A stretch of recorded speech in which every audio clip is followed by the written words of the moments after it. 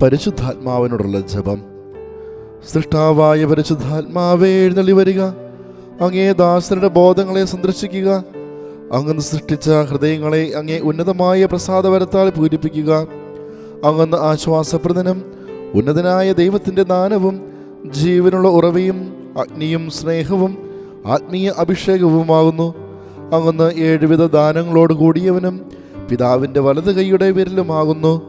അങ്ങ് പിതാവിൻ്റെ ശരിയായ വാഗ്ദാനവും നാവിനെ പ്രസംഗവരം നൽകുന്നവനുമാകുന്നു.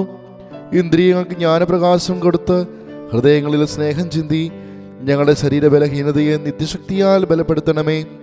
ശത്രുവിനെ ദൂരെ അകറ്റി സമാധാനം നൽകി ഞങ്ങൾക്ക് വഴികാട്ടിയായിരുന്ന് സകലതിന്മകളിൽ നിന്ന് ഞങ്ങൾ ഒഴിവാകുവാൻ കൃപ ചെയ്യണമേ. അങ്ങ് വഴിയായി പിതാവിനെയും പുത്രനെയും ഇവരിരുവരെയും അരൂപിയായ അങ്ങേയും അറിഞ്ഞ് എല്ലായ്പ്പോഴും വിശ്വസിക്കുന്നതിന് കൃപ ചെയ്യണമേ. പിതാവായ ദൈവത്തിനും അവിടുത്തെ ഏകസുതനും ആശ്വാസപ്രദനായ പരിശുദ്ധാത്മാവിനും ഇപ്പോഴും എപ്പോഴും സ്തുതിയുണ്ടായിരിക്കട്ടെ. സർവേശ്വര, അങ്ങയുടെ അരൂപിയയക്കുക. അപ്പോൾ സകലവും സൃഷ്ടിക്കപ്പെടും. ഭൂമുഖം അപ്പോൾ പുതുതാക്കുകയും ചെയ്യും. നമുക്ക് പ്രാർത്ഥിക്കാം.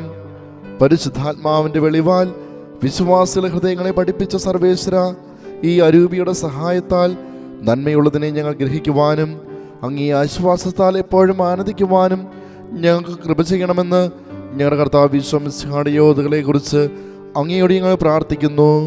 ആമേൻ.